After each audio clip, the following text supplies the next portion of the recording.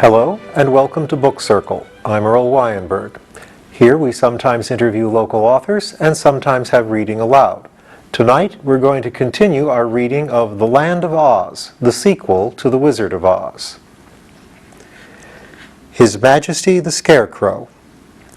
I suppose every reader of this book knows what a scarecrow is, but Jack Pumpkinhead, never having seen such a creation, was more surprised at meeting the remarkable king of the Emerald City than by any other one experience of his brief life. His Majesty the Scarecrow was dressed in a suit of faded blue clothes, and his head was merely a small sack stuffed with straw, upon which eyes, ears, nose, and a mouth had been rudely painted to represent a face. The clothes were also stuffed with straw, and that so unevenly or carelessly that His Majesty's legs and arms seemed more bumpy than was necessary. Upon his hands were gloves with long fingers, and these were padded with cotton. Wisps of straw stuck out from the monarch's coat, and also from his neck and boot tops. Upon his head he wore a heavy golden crown, set thick with sparkling jewels, and the weight of this crown caused his brow to sag in wrinkles, giving a thoughtful expression to the painted face. Indeed, the crown alone betokened majesty. In all else, the Scarecrow King was but a simple scarecrow, flimsy, awkward, and unsubstantial. But if the strange appearance of His Majesty the Scarecrow seemed startling to Jack, no less wonderful was the form of the Pumpkinhead to the Scarecrow. The purple trousers and pink waistcoat and red shirt hung loosely over the wooden joints Tip had manufactured, and the carved face on the pumpkin grinned perpetually, as if its wearer considered life the jolliest thing imaginable. At first, indeed, His Majesty thought his queer visitor was laughing at him, and was inclined to resent such a liberty. But it was not without reason that the Scarecrow had attained the reputation of being the wisest personage in the Land of Oz. He made a more careful examination of his visitor, and soon discovered that Jack's features were carved into a smile, and that he could not look grave if he wished to. The king was the first to speak. After regarding Jack for some minutes, he said in a tone of wonder, "Where on earth did you come from, and how do you happen to be alive?" "I beg your Majesty's pardon," returned the Pumpkinhead, "but I do not understand you." "What don't you understand?" asked the Scarecrow. "Why, I don't understand your language. You see, I came from the country of the Gillikins, so I'm a foreigner." "Ah, to be sure," exclaimed the Scarecrow. "I myself speak the language of the Munchkins, which is also the language of the Emerald City. But you, I suppose, speak the language of the Pumpkinheads?" "Exactly so, your Majesty," replied the other, bowing, "so it will be impossible for us to understand one another." "That is unfortunate, certainly," said the Scarecrow thoughtfully. "We must have an interpreter." "What is an interpreter?" asked Jack. "A person who understands both my language and your own. When I say anything, the interpreter can tell you what I mean, and when you say anything, the interpreter can tell me what you mean, for the interpreter can speak both languages as well as understand them." "That is certainly clever," said Jack, greatly pleased at finding so simple a way out of the difficulty. So the Scarecrow commanded the soldier with the green whiskers to search among his people until he found one who understood the language of the Gillikins as well as the language of the Emerald City, and to bring that person to him at once. When the soldier had departed, the Scarecrow said, "Won't you take a chair while we are waiting?" "Your Majesty forgets I cannot understand you," replied the Pumpkinhead. "If you wish me to sit down, you must make a sign for me to do so." The Scarecrow came down from his throne and rolled an armchair to a position behind the Pumpkinhead. Then he gave Jack a sudden push that sent him sprawling upon the cushions in so awkward a fashion that he doubled up like a jackknife and had hard work to untangle himself. "Did you understand that sign?" asked His Majesty politely. "Perfectly," declared Jack, reaching up his arms to turn his head to the front, the pumpkin having been twisted round upon the stick that supported it. "You seem hastily made," remarked the Scarecrow, watching Jack's efforts to straighten himself. "Not more so than your Majesty," was the frank reply. "There is this difference between us," said the Scarecrow, "that whereas I will bend but not break, you will break but not bend." At this moment the soldier returned, leading a young girl by the hand. She seemed very sweet and modest, having a pretty face and beautiful green eyes and hair.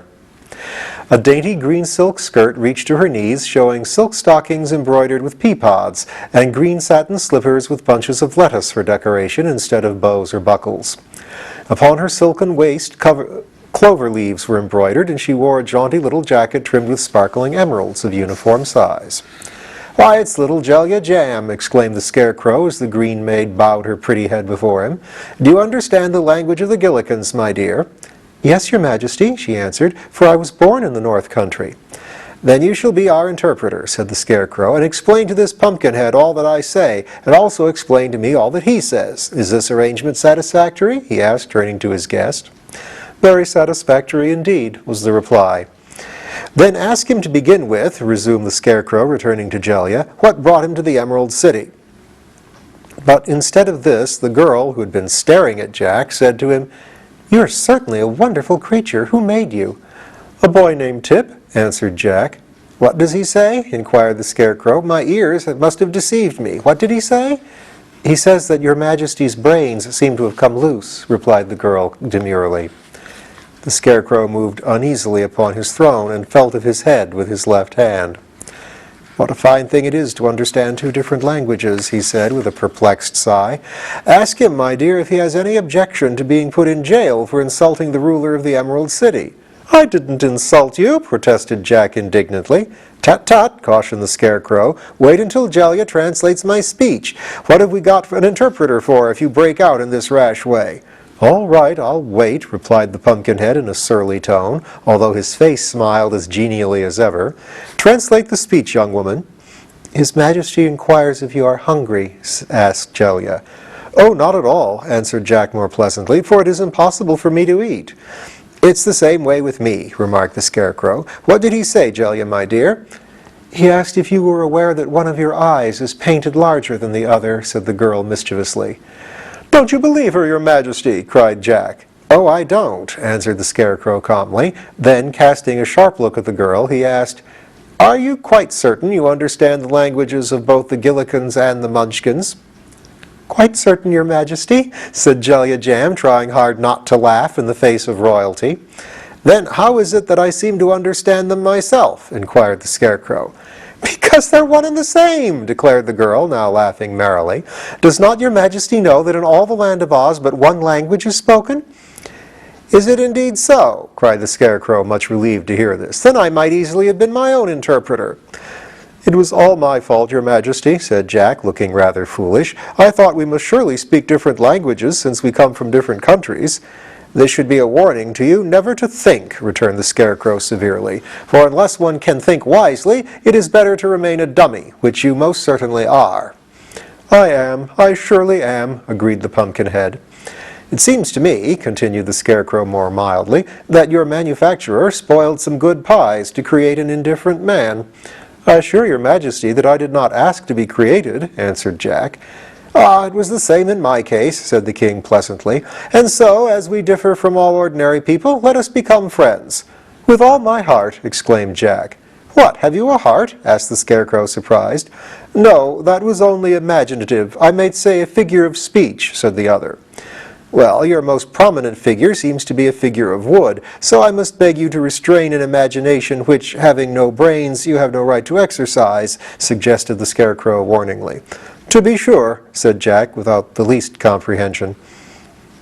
His Majesty then dismissed Jellia Jam and the soldier with the green whiskers, and when they were gone, he took his new friend by the arm and led him into the courtyard to play a game of quoits.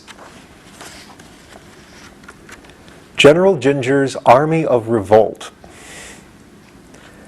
Tip was so anxious to rejoin his man Jack on the sawhorse that he walked a full half the distance to the Emerald City without stopping to rest. Then he discovered that he was hungry, and the crackers and cheese he had provided for the journey had all been eaten.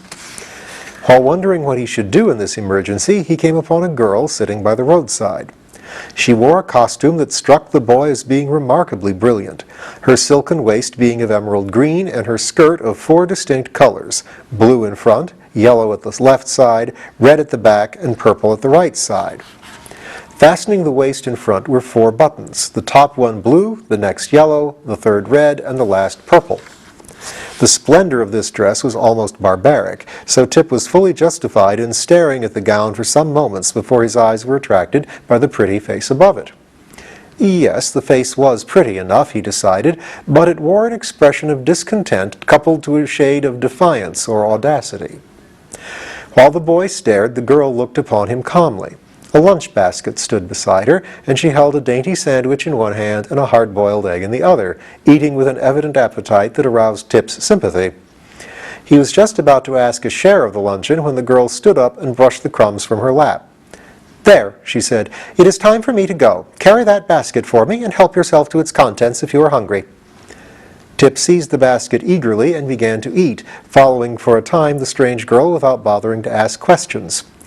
She walked along before him with swift strides, and there was about her an air of decision and importance that led him to suspect she was some great personage. Finally, when he had satisfied his hunger, he ran up beside her and tried to keep pace with her swift footsteps, a very difficult feat, for she was much taller than he and evidently in a hurry. "Thank you very much for the sandwiches," said Tip as he trotted along. "May I ask your name?" "I am General Ginger," was the brief reply. "Oh," said the boy, surprised. "What sort of a general?" "I command the army of revolt in this war," answered the general with unnecessary sharpness.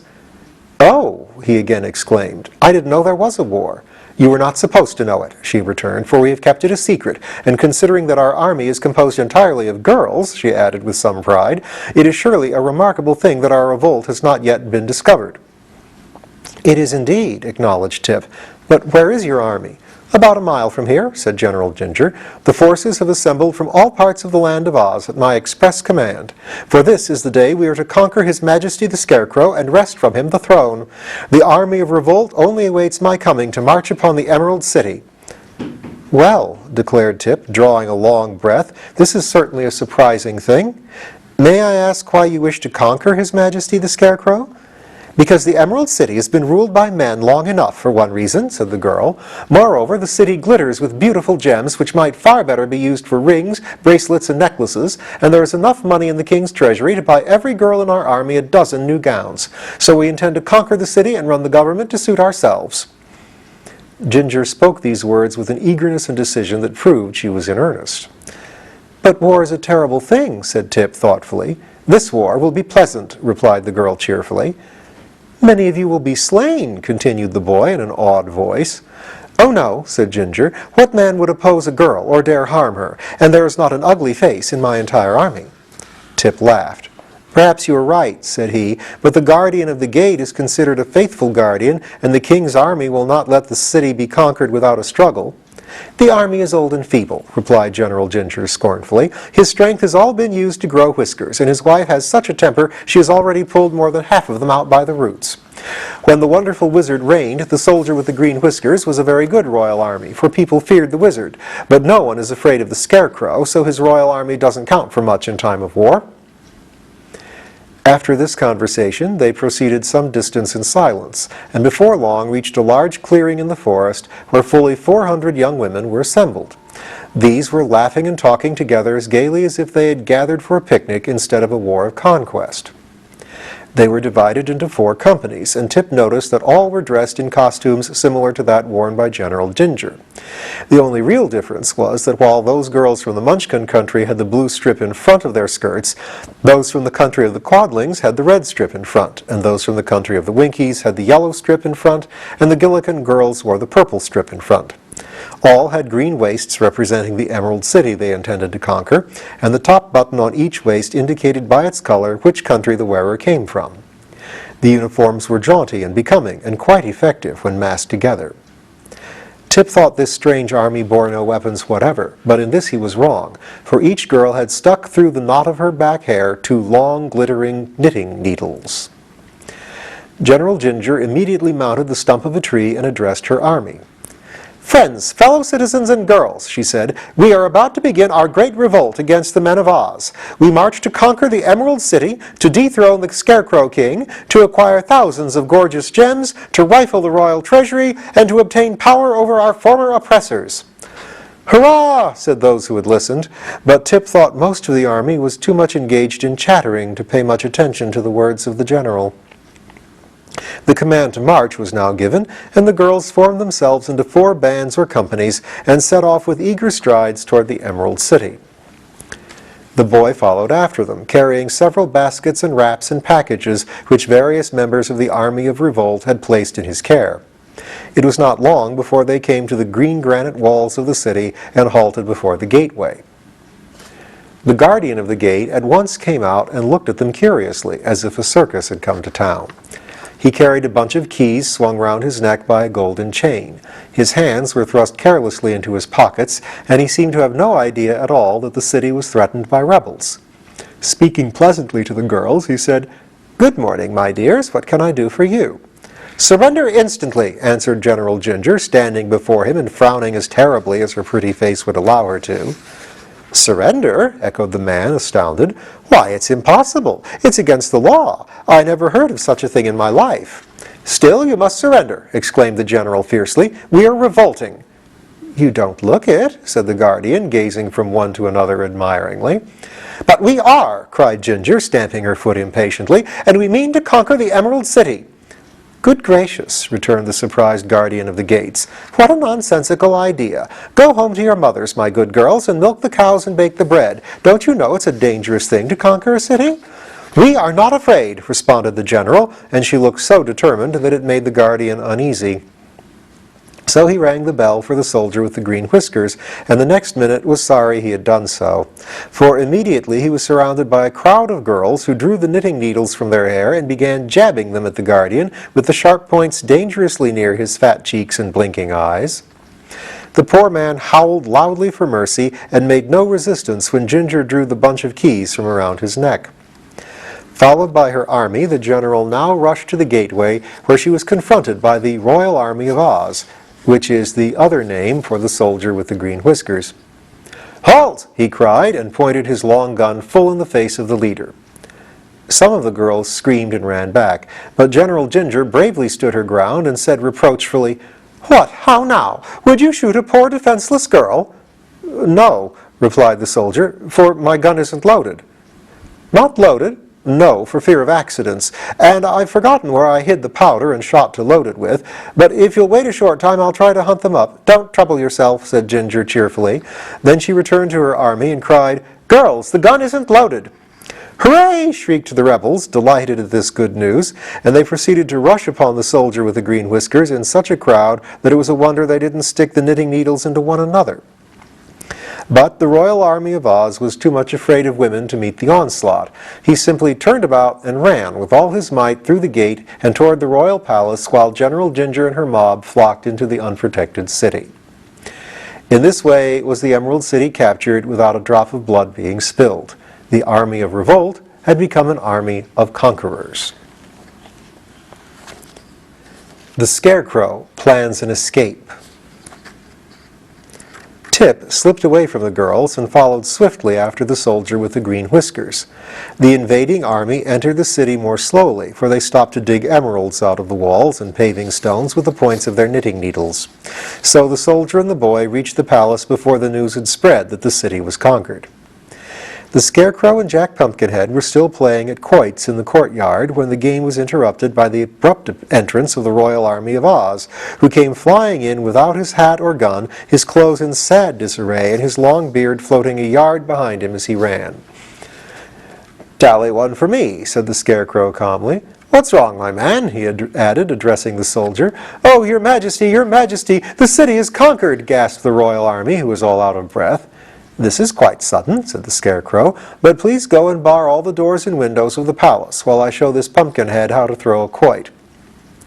The soldier hastened to do this, while Tip, who had arrived at his heels, remained in the courtyard to look at the Scarecrow with wondering eyes. His Majesty continued to throw the quoits as coolly as if no danger threatened his throne, but the Pumpkinhead, having caught sight of Tip, ambled toward the boy as fast as his wooden legs would go. "Good afternoon, noble parent," he cried delightedly. "I'm glad to see you are here. That terrible sawhorse ran away with me." "I suspected it," said Tip. "Did you get hurt? Are you cracked at all?" "No, I arrived safely," answered Jack, "and His Majesty has been very kind indeed to me." At this moment the soldier with the green whiskers returned, and the Scarecrow asked, "By the way, who has conquered me?" "A regiment of girls gathered from the four corners of the land of Oz," replied the soldier, still pale with fear. "But where was my standing army at this time?" inquired His Majesty, looking at the soldier gravely. "Your standing army was running," answered the fellow honestly, "for no man could face the terrible weapons of the invaders." "Well," said the Scarecrow after a moment's thought, "I don't mind much the loss of my throne, for it's a tiresome job to rule over the Emerald City, and this crown is so heavy that it makes my head ache. But I hope the conquerors have no intention of injuring me just because I happen to be the king." "I heard them say," remarked Tip with some hesitation, "that they intended to make a rag carpet of your outside and stuff their sofa cushions with your inside." "Then I really am in danger," declared His Majesty positively, "and it will be wise for me to consider a means of escape." "Where can you go?" asked Jack Pumpkinhead. "Why, to my friend the Tin Woodman, who rules over the Winkies and calls himself their emperor," was the answer. "I am sure he will protect me." Tip was looking out the window. "The palace is surrounded by the enemy," he said. "It is too late to escape. They would soon tear you to pieces." The Scarecrow sighed. "In an emergency," he announced, "it is always a good thing to pause and reflect. Please excuse me while I pause and reflect." "But we also are in danger," said the Pumpkinhead anxiously. "If any of these girls understand cooking, my end is not far off." "Nonsense," exclaimed the Scarecrow. "They're too busy to cook, even if they know how." "But should I remain here a prisoner for any length of time," protested Jack, "I am liable to spoil." "Ah, then you would not be fit to associate with," returned the Scarecrow. "The matter is more serious than I expected." "You," said the Pumpkinhead gloomily, "are liable to live for many years. My life is necessarily short, so I must take advantage of the few days that remain to me." "There, there, don't worry," answered the Scarecrow soothingly. "If you'll keep quiet long enough for me to think, I'll try to find some way for us all to escape." So the others waited in patient silence while the Scarecrow walked to a corner and stood with his face to the wall for a good 5 minutes. At the end of that time he faced them with a more cheerful expression upon his painted face. "Where is the sawhorse you rode here?" he asked the Pumpkinhead. "Why, I said he was a jewel, so your man locked him up in the royal treasury," said Jack. "It is the only place I could think of, your Majesty," added the soldier, fearing he had made a blunder. "It pleases me very much," said the Scarecrow. "Has the animal been fed?" "Oh yes, I gave him a heaping peck of sawdust." "Excellent," cried the Scarecrow. "Bring the horse here at once." The soldier hastened away, and presently they heard the clattering of the horse's wooden legs upon the pavement as he was led into the courtyard. His Majesty regarded the steed critically. "He doesn't seem especially graceful," he remarked musingly, "but I suppose he can run?" "He can indeed," said Tip, gazing upon the sawhorse admiringly. "Then, bearing us upon his back, he must make a dash through the ranks of the rebels and carry us to my friend the Tin Woodman," announced the Scarecrow. "He can't carry 4, objected Tip. "No, but he may be induced to carry 3, said His Majesty. "I shall therefore leave my royal army behind, for from the ease with which he was conquered, I have little confidence in his powers." "Still he can run," declared Tip, laughing. "I expected this blow," said the soldier sulkily, "but I can bear it. I shall disguise myself by cutting off my lovely green whiskers, and after all it is no more dangerous to face those reckless girls than to ride this fiery, untamed wooden horse." "Perhaps you are right," observed His Majesty, "but for my part, not being a soldier, I am fond of danger. Now, my boy, you must mount first, and please sit as close to the horse's neck as possible." Tip climbed quickly to his place, and the soldier and the Scarecrow managed to hoist Jack Pumpkinhead to a seat just behind him. There remained so little space for the king that he was liable to fall off as soon as the horse started. "Fetch a clothesline," said the king to his army, "and tie us all together. Then if one falls off, we will all fall off." And while the soldier was gone for the clothesline, His Majesty continued, "It is well for me to be careful, for my very existence is in danger." "I have to be as careful as you do," said Jack. "Not exactly," replied the Scarecrow, "for if anything happened to me, that would be the end of me. But if anything happened to you, they could use you for seed." The soldier now returned with a long line and tied all 3 firmly together, also lashing them to the body of the sawhorse, so there seemed little danger of their tumbling off. "Now throw open the gates," demanded the Scarecrow, "and we will make a dash to liberty or death." The courtyard in which they were standing was located in the center of the great palace, which surrounded it on all sides. But in one place a passage led to the outer gateway, which the soldier had barred by order of his sovereign. It was through this gateway His Majesty proposed to escape, and the royal army now led the sawhorse along the passage and unbarred the gate, which swung backward with a loud crash. "Now," said Tip to the horse, "you must save us all. Run as fast as you can for the gate of the city, and don't let anything stop you." "All right," answered the Sawhorse gruffly, and dashed away so suddenly that Tip had to gasp for breath and hold firmly to the post he had driven into the creature's neck. Several of the girls who stood outside guarding the place were knocked over by the Sawhorse's mad rush. Others ran screaming out of the way, and only one or two jabbed their knitting needles frantically at the escaping prisoners. Tip got one small prick in his left arm, which smarted for an hour afterward. But the needles had no effect upon the Scarecrow or Jack Pumpkinhead, who never even suspected they were being prodded. As for the Sawhorse, he made a wonderful record, upsetting a fruit cart, overturning several meek-looking men, and finally bowling over the new guardian of the gate, a fussy little fat woman appointed by General Ginger. Nor did the impetuous charger stop then. Once outside the walls of the Emerald City, he dashed along the road to the west with fast and violent leaps that shook the breath out of the boy and filled the Scarecrow with wonder. Jack had ridden at this mad rate once before, so he devoted every effort to holding with both hands his pumpkin head upon its stick, enduring meantime the dreadful jolting with the courage of a philosopher. Slow him up, shouted the Scarecrow. "My straw is all shaking down into my legs." But Tip had no breath to speak, so the Sawhorse continued his wild career unchecked and with unabated speed. Presently they came to the banks of a wide river, and without a pause the wooden steed gave one final leap and launched them all in mid-air. A second later they were rolling, splashing, and bobbing about in the water, the horse struggling frantically to find a rest for its feet, and its riders being first plunged beneath the rapid current and then floating upon the surface like corks. So, our friends are off to the Tin Woodman for help. And in light of the army of General Ginger and 400 girls from all four corners of Oz, it might interest you to know that L. Frank Baum had as his mother-in-law one of the foremost feminists of his age.